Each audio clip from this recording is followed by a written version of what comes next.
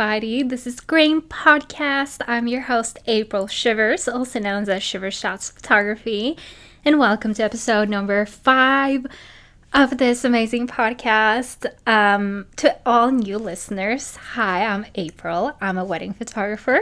I also do film and podcasts, and in this podcast, we really just kind of talk about weekly BTS, what I do as a wedding photographer and a small business owner.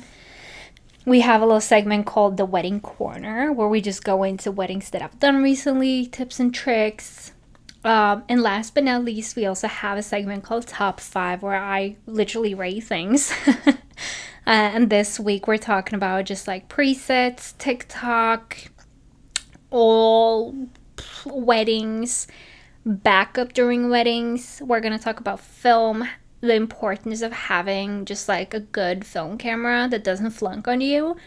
And the top 5 today are things that I want to implement in my business in 2026 or already have implemented. So in this podcast, I kind of just wanted to talk about how you as a wedding vendor, a business owner, a person planning your wedding, or a photographer, or honestly anything, there's like tips and tricks. I talk about my stories, and it's honestly really fun. I just needed to have like a little platform where I can just like talk freely. So for the weekly BTS behind the scenes, we're just gonna talk about the few weddings that I've done recently. If you're a new listener, I have recently done a lot of weddings, a lot of very like long stretched out weddings in a good way, but they've had very long travel time. So I only had 3 proper weddings this month. Next month I have 6, I think, and then it keeps going. In May I only have 1, but I have a lot of trips. No, I have 2, one in Iceland. I am so excited about that one. But then like in August I have 8 weddings. Like it's so busy. And I feel so blessed too, because I've been posting TikToks. And if you're from TikTok or Instagram or wherever you are from, I really appreciate you listening to me. I think that's also a nice way to just get to know your wedding photographer, or get to know your colleague if you're a vendor, or if you're a person that has booked me for your weddings. Like, I really appreciate that so much. And yeah, I was like, when I was booking my own wedding, I also was very curious, like, what is the person turning up to my wedding? And I'm a very personable, human. I want to get to know people, especially people that are doing something so important for our wedding day. And if you're here, you're probably curious of how I am, so we're gonna get into that. If you're hearing any snoring voices, by the way, that is just my doggy Luna. She is sleeping here. It's also my husband's birthday, so we're not gonna have this super long episode. I'm just wanted to come on here, check in with you guys, and just do like a quick little short one. And also, if I look sick, it's because I've been sick, very sick the past few weeks, and it's just been like scratchy throat, throw up, vomit, just all the gross stuff you don't want to hear about. So, yeah, recently I've done some weddings. They've been very interesting. The last wedding that I did was now on Saturday, this last week, the 14th of March. It was a very beautiful and heartfelt wedding. My clients, they've just been so like generous and top of their game. They have really just like sent all shot list, everything they need. And for me as a wedding vendor, like as a wedding photographer, that just helps so much when you have your shit together. I've definitely had some people that are just like, hey, come tomorrow at 4. And I'm like, okay, and then what? Like, give me some direction of what I can do. But as a vendor, I'm not opposed to like making you a timeline or anything, but you for sure need to let me know some more details, especially if you don't give me like a timeline or a shot list at all, and then you come later. Like that backfires on me when you later come and say like, hey, I didn't get any good photos with my aunt. And it's just like, okay, but you never told me that. Like I do immediate family and then I move on to your portraits. So how was I supposed to know, Miss Ma'am? So I've been working very hard lately to just like elevate the experience for my clients, because I have just had so much work in posting on TikTok, and that TikTok traction becomes real bookings. And I really appreciate that. I think it's just crazy because never in a million years would I sit here and think that, oh, me posting a silly TikTok that's actually going to lead to $10,000 in revenue. And it's not, people book me for $10,000, but it's just three bookings add up to that, or four bookings add up to that. And then obviously I don't pocket all of that. I do put aside for taxes. IRS, if you're listening, I'm actually a good noodle, please. But it's just crazy to me that that's like, people trust me so much and they trust a stranger. So I think the whole point of it is just, I want a podcast so it doesn't feel that much like a stranger. And you don't have to like be my best friend or braid my hair, but I definitely notice that I work so good when I have clients that just like take their time to get to know me as well. And that's what happened on the wedding this Saturday. The bride and the groom, they were just so sweet. We've chatted a little bit back and forth. And on the wedding, they were just like so excited to see me and excited to see their family. And you can feel a room filled with so much love. They were supposed to have their wedding in August, but they canceled that and moved it because she was pregnant. And they had a gender reveal on their wedding, and it was the cutest thing ever. Like, I cried, I cheered, I was happy. It was just such an emotional day. Like, it felt like I knew them. And honestly, those type of weddings are so funny. Like, I definitely love people that just, you feel like you know them. And if you're like a little bit more of a quiet person, you don't really want to like get to know your vendor, I understand that. I'm gonna do an equally goodish job. Like, I'm gonna cry when you walk down the aisle. Like, you're fine.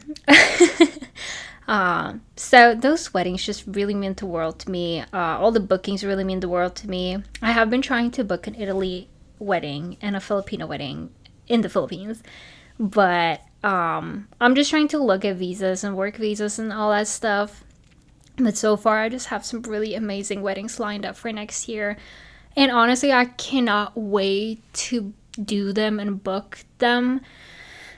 Honestly, because it's just so much work, but I'm so excited. I think it's so much fun. As a wedding photographer that just kind of got off, like, if you're just a random person listening and you don't know anything about wedding photography, especially in Washington, we do have on season and off season. I like to say everything from April till October, it's like a lot of weddings. And then as soon as October is done, like the day after Halloween, there's like one wedding in November, and that's it.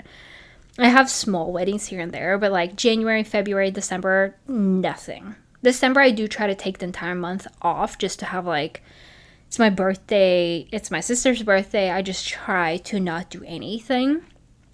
And this year, oh my god, for December, I'm going to Vietnam.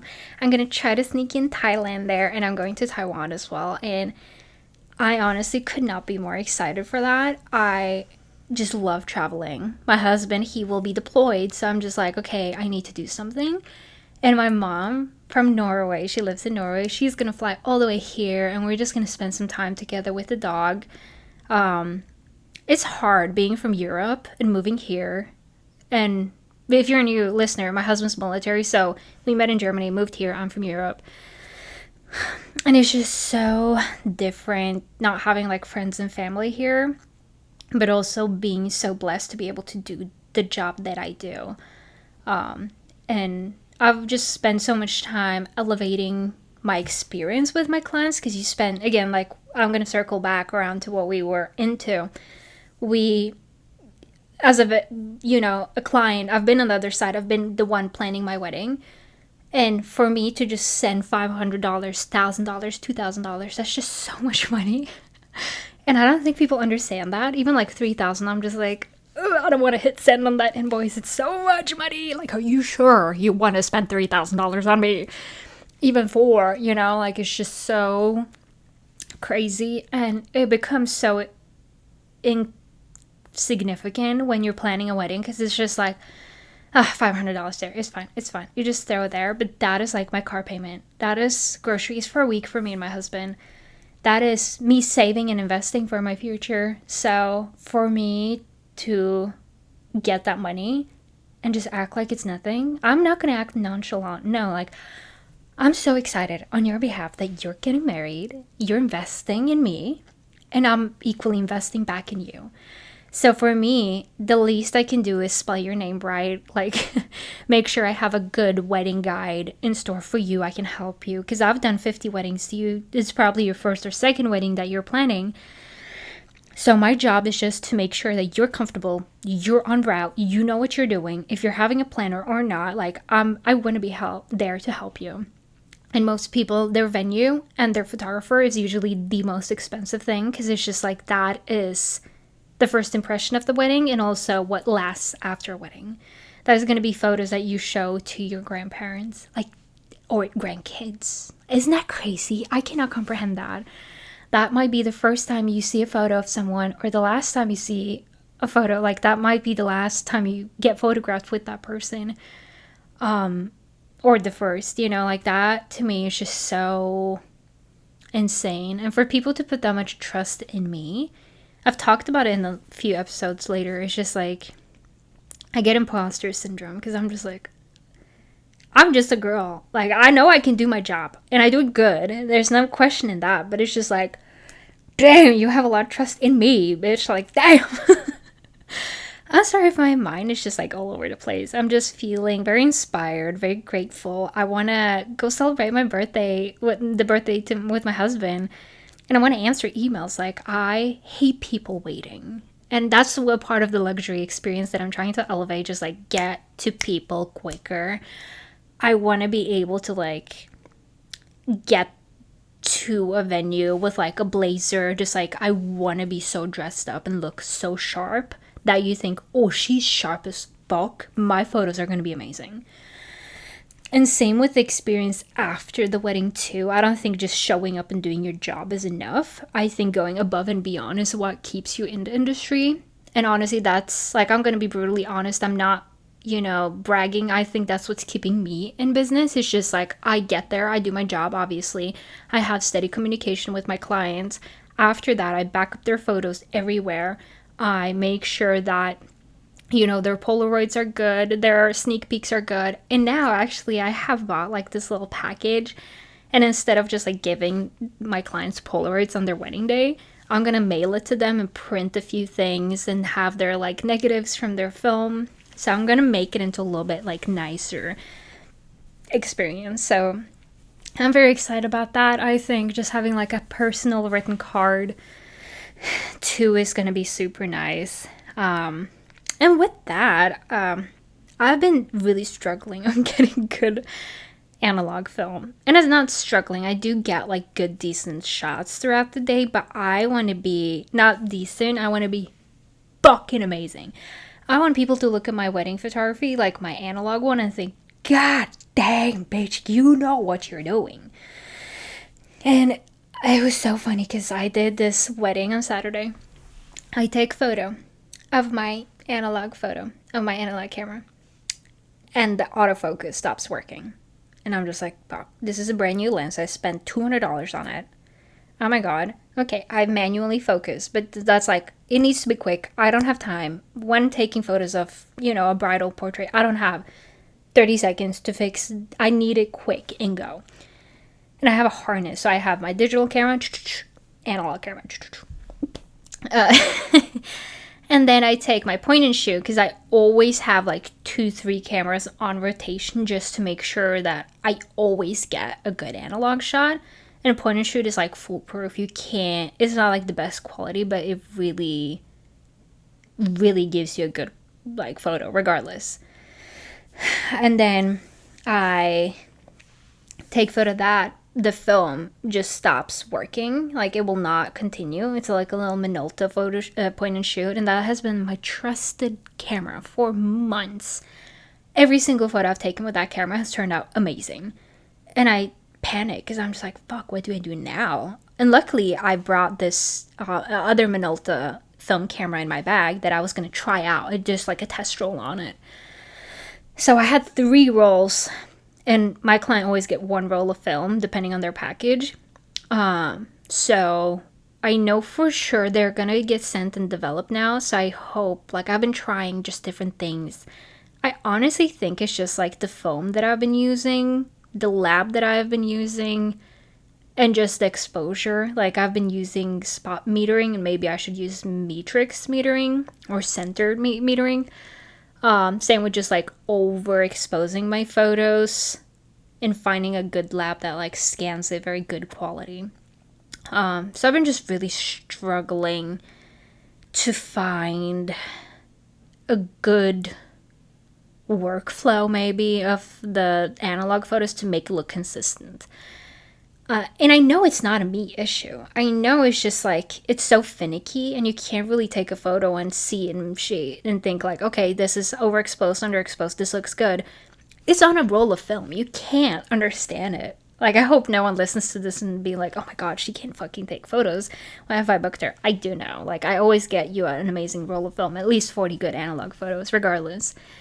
I've been just experimenting with cameras, and it's just been frustrating because there's so much... It's a chemical uniqueness that goes into it instead of digital, like, and camera. So I jumped the gun. I bought a new camera, a brand new analog camera. It's supposed to come in today. So I'm super excited to get that and just like know for sure that roll after roll is going to be good. I got the Pentax 17, and lately I've been working with a Nikon 60 and a Nikon 80. It's just been different to work those because they're like analog cameras from eBay. So sometimes the spoolie won't work, the shutter won't work. Like, it's just so much. And I can't afford that when I'm working on a wedding. So my clients really do deserve the best, and they deserve the best that I sit down, I do my homework, I watch YouTube videos, I watch like how to expose correctly for a wedding dress when it's very dark outside. It's just so much that goes into it. That and just like being a luxury experience is just like what I've filled my day with recently. I think that's what I'm going to talk about in the wedding corner. It's just like the significance of having backups during wedding. Because imagine if I only had 1 analog camera with me. Like, now they will never get those analog shots. And I'm not trying to compare myself or put other vendors down, but if you're a wedding photographer and you don't have at least like 2-3 camera bodies, at least a few lenses, and if you're offering film that you don't like, you can't offer 1 roll of film and shoot 1 roll of film. You have to shoot 2-3 and only give your client the best photos. Because what if that roll of film, there was a light leak, or it was expired, or, you know, something happened, that you're fucked. You're so fucked. Like, I'm so tired of other professionals just coming unprepared. I've experienced that a lot recently. Like, I've had caterers like come late, or they fucked the food up, or they forgot the gluten-free thing, or it was just, it takes an hour to take the main course out. Like, yo, get your shit together. You better have backups. You better know to run that shit smoothly. If you need a test run, do it. It's gonna save you so much money. Florists too, just saying like, oh no, the flower died this morning. It's just like, don't you have backups? Again, I'm not trying to shit on other people, but you need backups. I also recently saw TikTok that was like, oh, there was a storm and my 1 camera got ruined. And it's just like, okay, what about the backup you should have in your bag? And she was like, luckily the bride's friend she was a hobby photographer and she had a camera with her. And I'm just like, you don't want to shoot a wedding on someone else's camera. Like, that's not... Is your insurance allowing you this? Like, it's so irresponsible. So I think whether you're taking $500, $1,000, or $10,000, you cannot be a professional or call yourself a professional unless you have backup. You should always have backup batteries, SD cards, everything backup. I double check everything like 20 times, like extra batteries, extra flash. I have 2 different flashes, 3 different camera bodies, 2 different of the same lenses in case that falls and dies. In case someone steals, I have 1 tucked in the car. Like, I am so prepared. if anything were to happen, like, I'm there and I'm your girl. So yeah, I just don't understand, especially if you're shooting analog. Like, there's so many moments it can fail on you. So I don't get it. I don't know. I'm also doing a wedding in California. That's my next wedding. It's the Easter weekend. I think it's on Easter, on that Sunday. And honestly, I'm not mad about California weddings. The first wedding I did in California, so again, if you're new here, I'm from Washington. No, I'm not from Washington, but we live here. We live in Joint Base, Lewis McCord, right behind the commissary. Come find me. And I have gotten a lot of inquiries for California. I went there once, and I didn't like it. I was in Jurupa Valley. I hated it. I thought it was just so messy. I think we landed in Ontario or LAX, and it was just so much traffic, and I hated it. But now I'm going back again alone, and I think honestly it's just gonna be so much better. It's in Santa Barbara, and I'm so excited because the bride, Karina, she's been amazing. She's such a busy girl as well. So for her to just give me everything, like, so good. And she's just really picked out the most amazing places to take photos. I think we're going to Santa Barbara Courthouse. Like, don't quote me on this. I have all of the notes. But that's where Brooke Schofield, too, from Tana. You know who I'm talking about. She also got eloped there. Or, like, she had her courthouse wedding there. Everyone was dogging her for her hair, but I thought she looked cute. Everyone's dogging her for her boobies, so, like, her boob job is kind of bad. Speaking of boob job, have you guys seen Secret Lives of Mormon Wives? Have you guys seen Taylor Frankie Paul? Yes, ma'am. It is messy. I've been watching a lot of, like, drama TV while I'm editing, and there's several days where I'm just like, okay, Lucy, I cannot edit your gallery. I need to just fucking focus. Like, what are people doing? If you're watching it, please leave a comment and just please let me know your, like, Jesus, I cannot talk. Please let me know your views on it, because it's very crazy. But yeah, with travel weddings, like, I actually really love traveling. And I think if I was just, like, sitting at home and worked, like, at an office and went home again, I would go crazy. So for me to travel, I'm just so excited about that. I have some Missouri, New York, a Colorado wedding. I had a Montana one and it got canceled. I was so sad about that. I really wanted to do a Montana one. I'm doing quite a lot of mountain ones here in Washington. Like, I have some beautiful venues. And recently I'm also doing this huge Indian wedding, and I'm so excited about that. And with that, with, like, big weddings, people are asking about, like, assistants, second shooters, and I'm starting to hire people, and I don't know how I feel about that. Like, I'm very excited, but at the same time, I'm a little bit nervous, because it's just like, oh God, what do I say? Like, how do I act? Do I act as their boss, or am I still their friend? It can be weird for sure, but I'm for sure gonna figure it out as I go and just make it as professional as possible and give them a W-2 at the end of the year, and just, Google yourself to it. I'm not the first person that has done it, so with that, I'm gonna go on to top 5 for this week. Again, this is gonna be a shorter episode, obviously, because it's my husband's birthday, but I'm gonna try to make a few longer, more educated episodes. And please let me know in the comments on YouTube or Spotify, what do you want to hear? What are you curious about as a couple planning their wedding? As my mom, love my mom, listening, as anyone, like, as a business owner, a photographer, anyone, like, what are you guys curious about listening to? Because I have so many good stories and things I could talk about. But yeah, I'm just afraid of being boring. I sit here and I talk about having a podcast that's boring. Wow, good way to go. Top 5 things this week is top 5 things I'm implementing in 2026 in my business. Top 5, number 5 thing that I am implementing this year in my business is choosing my client. When I first started out, I kind of took everyone and everything. I had no criteria. I wanted the money. I wanted the experience. I wanted that on my portfolio.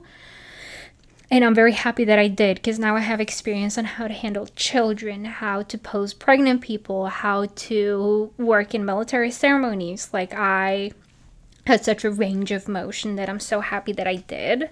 And now that I'm specialized on only weddings, I'm very happy that I'm doing that.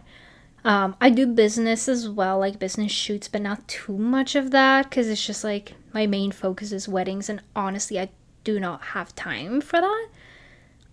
With weddings, there's just like this certain workflow, but also now that I'm charging more, I'm getting nicer venues. It's just like this whole different area with it. I'm very happy and I'm very proud that I've taken the steps. And it's not like I'm choosing based on like,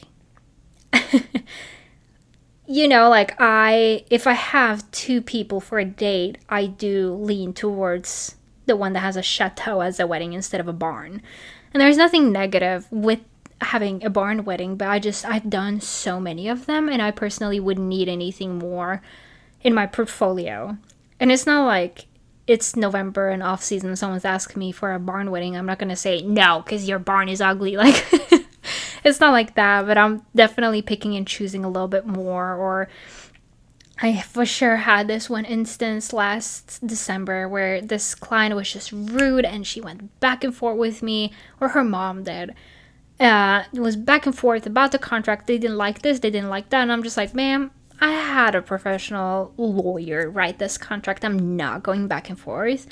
Everything that's in my contract is there for a reason. So if you don't agree with me having a meal after 6 hours, go fuck yourself. Like, go sit on this.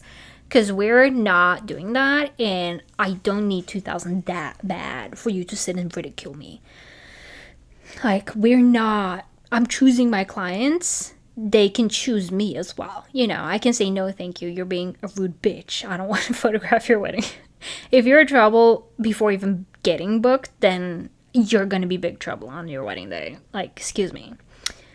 The top 4 things that I'm implementing in my business in 2026 is treat business like business. And yeah, I recently saw a Facebook post about someone. Okay, so I read on Threads. There's an app called Threads that's owned by Instagram, I think. That's their version of Twitter. And if I can't sleep, or if I wake up in the middle of the night with nightmares, which I do a lot, I do tend to just sit and scroll, because it's just so fucking boring, and it's just so much dumb shit on there, and they're so lame. And I love watching everything, but I go there always and I read, and it's synced to Facebook and it's synced to your Instagram. So I think people just post there without meaning to do it. So I go on there, I see, and there was this one person that hasn't gotten her wedding photos back, and there was this one dude, and the vendor, the photographer, that hasn't given the bride the photos back. He kept like saying, oh hi, I'm so sorry, I just got my nails done. Oh hi, I'm so sorry, I did it, with like so many emojis, this and this and this. Like, he kept telling her what he's doing, and people in the comments were just like, what the fuck are you doing, dude? Like, keep your business. Like, I am personable with my clients, obviously. Like, I will say, oh my god, I love Olivia Dean, I think that's the perfect song, exclamation point. But I'm also professional. It's not me comparing myself to this person, but it's just like, I for sure can get a little too overexcited and be like, oh my god, I love you so much. And it's just like, girl, wrap it up, keep it cool. You're a professional, and like, no luxury photographer acts like this. Like, relax a little bit. And every time I go in person on weddings, I am very out there, and I joke with people and the groomsmen. I make them laugh, so we get real smiles. It's nothing to do with that, but it's just like, I'm not there to braid your hair. I'm there to do a job. I'm a professional. I'm a wedding vendor. Business is business. So, and there's been many times where I told my husband, like, Oh my god, she's so nice. I kind of don't want to charge her. And my husband's like, what the fuck are you talking about, girl? Like, they hired you knowing your price, so charge them. And I was like, okay. They're just so sweet. So my husband for sure kind of keeps me in check. So I need to start, like, I love my clients. I'm equally as excited as you are, but I also need to reel it back sometimes.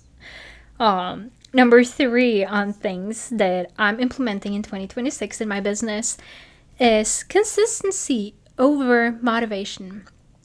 I'm very much a person that's like, I wake up one Monday and I'm like, today I'm cleaning the house, I'm running 5 miles, I'm doing this, I'm doing that, I'm doing this. And the next day I'm just like, actually, fuck everything, I'm not doing anything and I want to sit on the couch. So motivation really comes and goes for me. So I think for sure, if I'm not feeling making a TikTok, I need to still do it. Because that one TikTok I spent, 10 minutes making got me $30,000 in bookings. So it's really just like, yo, get your head out of your ass. Do what you need to do. It's not about you wanting to do stuff. It's about you needing to do stuff. And you're self-employed, so you can wake up whenever. But it's just like, wake up early, answer those emails for 3 hours, and get that TikTok out. Like, I noticed that if I have an agenda and I write down my goals for every day, like tomorrow I need to get the podcast episode done and I need to write all the invoices. No exceptions. I don't care if I'm tired. You just gotta get it done. Gotta get it. So yeah, I think that's like for sure. You just need to be consistent, and I think that rewards you in any way, shape, and form, even if you don't want to. Even if you're tired, I think there's so many ways in social media that you can just like optimize that. Like, you can do automatic Instagram posts every Friday if you're lazy and you know you're tired by Friday. Podcast episodes, I pre-record them, because I'm not sitting here on Friday making an episode that's coming out on Friday. I know I don't have the energy, so I do it early in the week and let it go.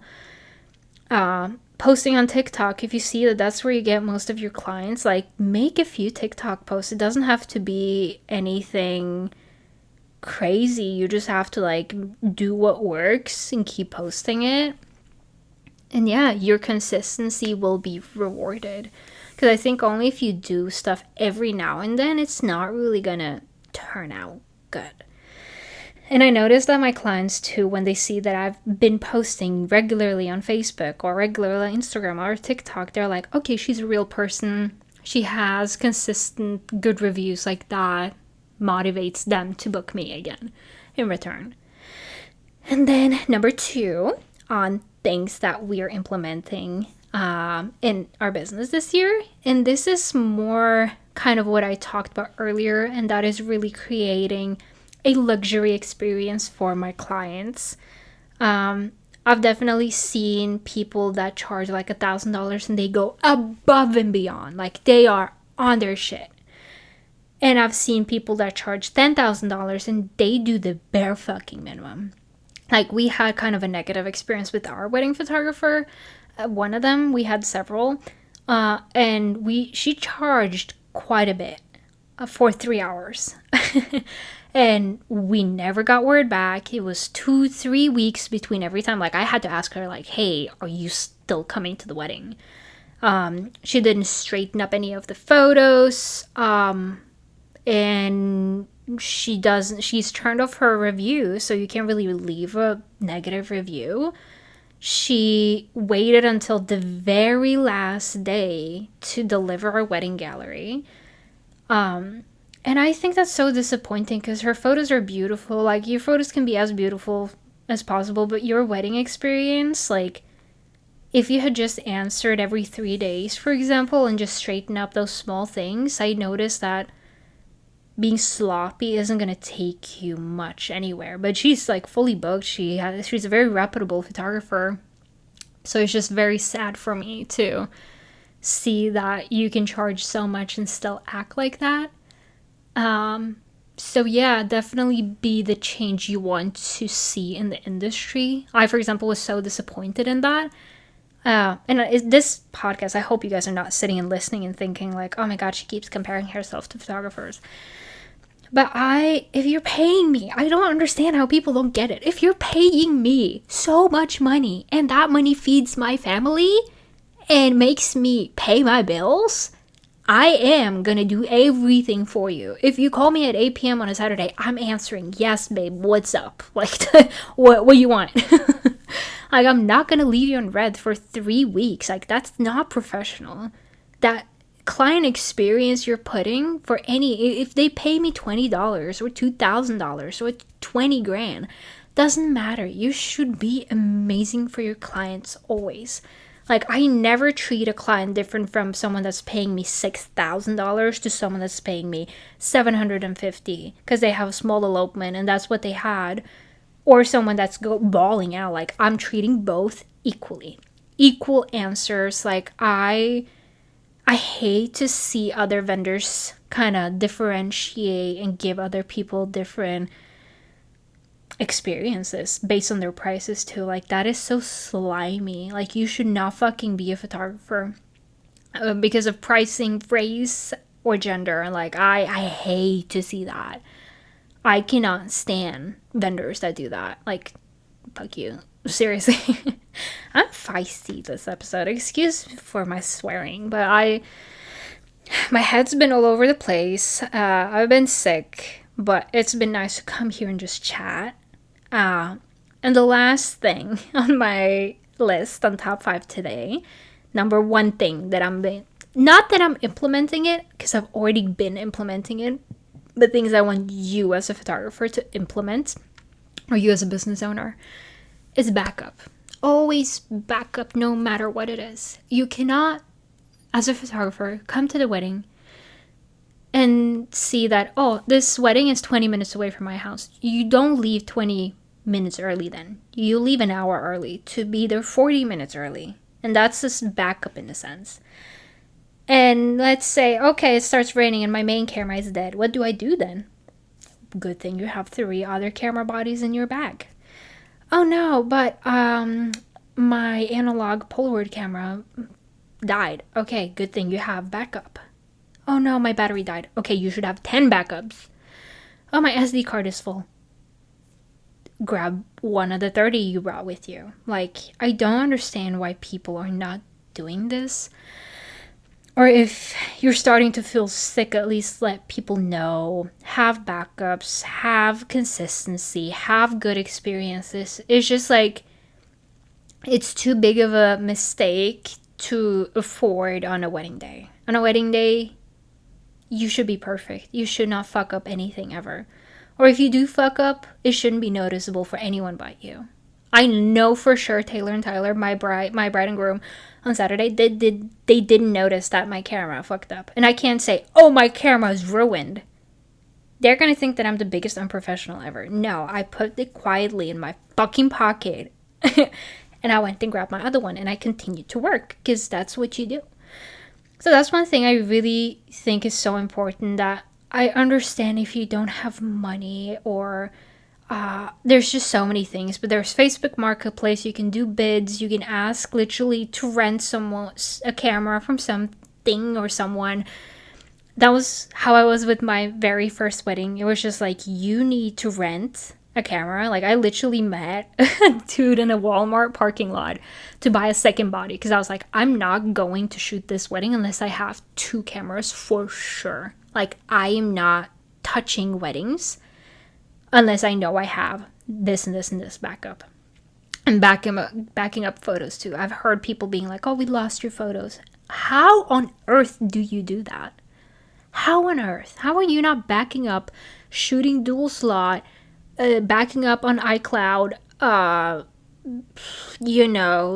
Lightroom, on a hard disk, anything, How on earth are you messing up other people's memories like that? I've been very angry today, but I think that kind of concludes everything, and I just want you guys to be more prepared and more... I come here and I give you advice no one asked for, but I think that's a good learning experience, because I'm very happy that I had that backup and the client experience that I do, because I know a lot of my clients really do appreciate that.